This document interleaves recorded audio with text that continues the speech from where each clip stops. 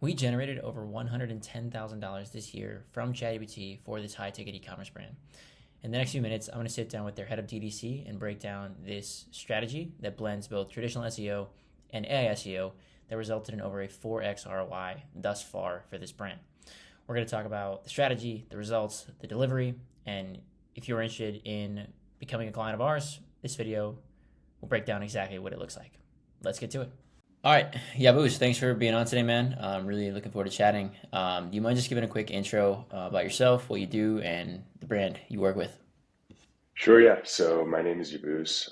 I lead our off Amazon D2C e-commerce at Fiberpool. We design, manufacture, and sell pool equipment primarily in the US and primarily online through Amazon and our website. Awesome, cool, thanks. So, just kind of quickly, brief hits. Can you briefly describe where you were at SEO wise before working with us compared to where you're at now? Yeah, so before signing on with you guys, we didn't really have much of an SEO strategy. We didn't really have any ongoing tracking, and you know, majority of our top ranking keywords were probably branded searches. Um, so really just kind of ranking for whatever happened to be there. There wasn't much intention behind it. Sure. And then just in regards to kind of where things are at now, right? We're in November. We've been working together now for since sometime in the spring. I think it was like April or May of 2025. So we've been together like 7, 8 months now. Can you Yeah, just briefly speak to some of the results we've had kind of in that amount of time, especially the last few weeks? yeah. So I mean, at this point, we have like all-time high organic search traffic. In the last few months, or 3 to 6 months since we've been working together, we've got over 250 new top ranking keywords in the top three spots. Um, and something else new is that this year we've added an extra 100K in revenue attributed to LLMs like ChatGPT and other AI tools. Cool. Yeah, I was thinking about that the other day when Faraz and I were discussing the new revenue from ChatGPT. That's pretty wild. I think obviously Mhm. AI has been a pretty crazy thing. I think it's especially great though for higher ticket products. People are wanting to basically offload a lot of the research to an LLM. They still want to make the Yeah, buying decision at the end of the day, but they don't want to come through reviews, the specs, the things like that. So I think AI is going to be huge for high ticket products. Kind of like the ones you guys sell. I think that'll be continue to be a pretty growing channel. yeah, Um, yeah. I think it's interesting because I think people have like they put a little bit more stake in the technical knowledge from AI advice rather than just blogs or like Google searches. So I think that's a good point about the kind of credibility that it builds with the customer. yeah, definitely. Yeah, should be a fun channel to watch. So you mentioned you really have an SEO strategy kind of prior to us working together. Why did you choose, let's say, spring of this year, kind of to pull the trigger on SEO for the first time? Sure, yeah. So I mean, we've had some new competitors join the space, and we were seeing some of our metrics kind of fall off that we were, I guess, taking for granted before. Um, and so I think you reached out to me on LinkedIn.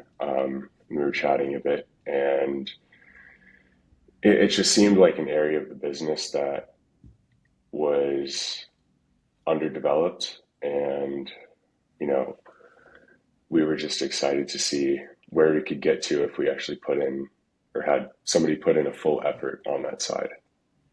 Awesome. Yeah. Speaking of, what have you thought so far about kind of the strategy, the delivery, the effort, kind of on that side? Overall, it's been great. So, I mean, when we first started, you guys kind of brought us on, got an idea of what we did as a business, and tried to see, what are the things that we actually want to search for. I mean, you guys did your own analytics and our own back end and came up with a strategy there. And, it's just been like regular updates weekly. Um, and whenever there's been an issue, you guys have been super quick to, get on it, brainstorm, and try and work through it. but in general, fantastic. Awesome. Thanks. Really glad to hear that.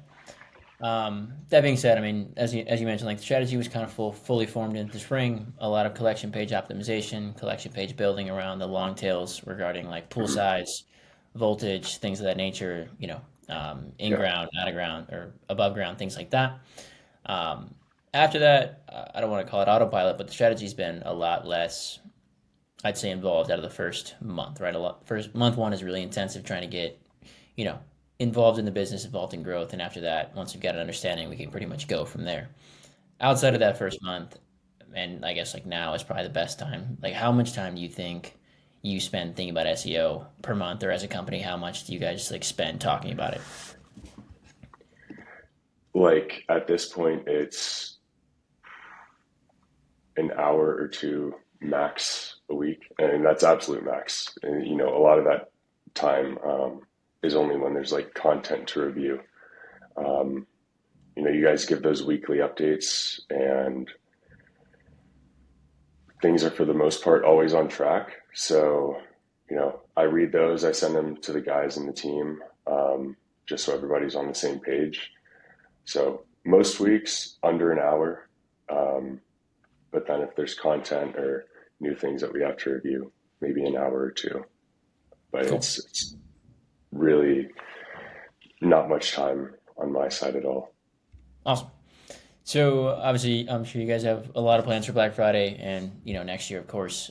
With Yeah. SEO in the mix and now a pretty viable channel revenue wise, where do you see kind of the company heading over the next 6, 12 months? Let's say from an SEO and now AI SEO kind of perspective.